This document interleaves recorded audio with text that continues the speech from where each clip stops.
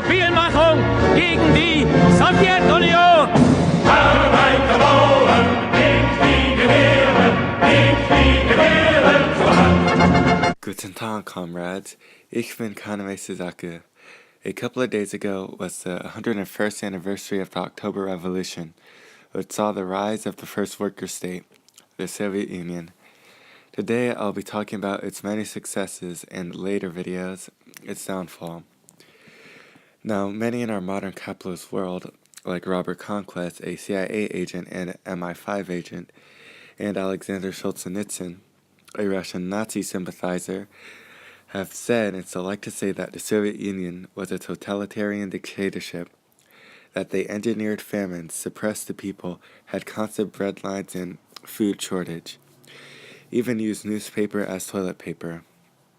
Yet we find this quite to the contrary, thanks to the opening of the Soviet archives.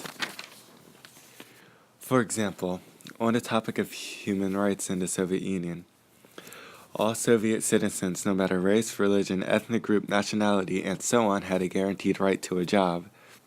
Their pay was according to the quantity and quality of their work. The Soviets had shortened the working day to 7 hours, which in the Russian Empire was longer. Now, the reason they did this was to end unemployment, which no capitalist nation has ever done or have in their interests to do. The ending of unemployment was also to prevent any economic crises from happening. Along with this, the Soviets also had guaranteed annual vacation time, included clubs, full pay, rest homes, and many more accommodations for the working people.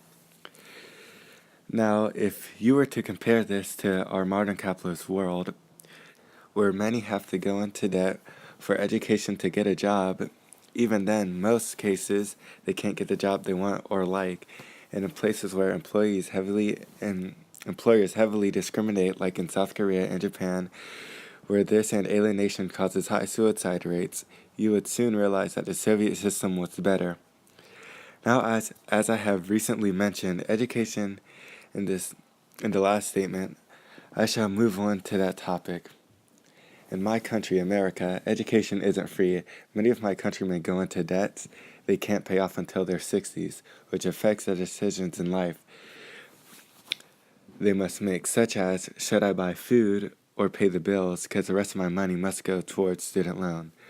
But in the Soviet Union, education was free from preschool to higher education, and even into adulthood. Schools were taught in the native languages of the students. For example, in the oblast where the Yakuts live, they have schools that are taught in that language. They also have free education for people who are learning a trade such as engineering. It even had daycares with kitchens, with professional chefs, playgrounds, places to sleep, and clubs for young children. Speaking of places to stay, the Soviet people had a guaranteed right to a house, which eliminated homelessness in the Soviet Union. In today's capitalist world, homelessness is a constant problem. Homeless people get abused, raped, starved, face dangerous weather, and brutalized by cops. But in the Soviet Union, they eliminated all these ills. Now, on the last two topics, women's rights, freedom of speech, and race in the Soviet Union. Women in the Soviet Union were fully equal to men. They could vote, run for office, divorce their husbands, run factories, and so on.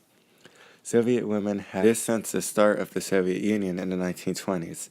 Unlike the U.S., where women didn't get their full rights until the 1970s, and in many capitalist countries still don't have rights.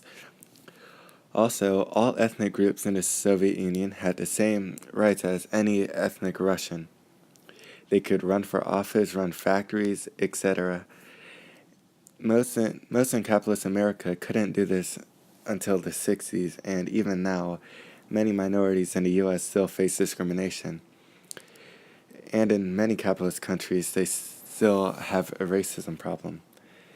Lastly, Soviet citizens had the right to criticize the government, had the freedom of press, freedom of religion, freedom of speech, as long as you weren't trying to sabotage the revolution or a capitalist. I hope I shed a new light on the Soviet Union and dispelled some of the bourgeois myths, And sorry for the bad editing. It is my first official video. I'll be making more later on if I have time. Anyway, later, comrades.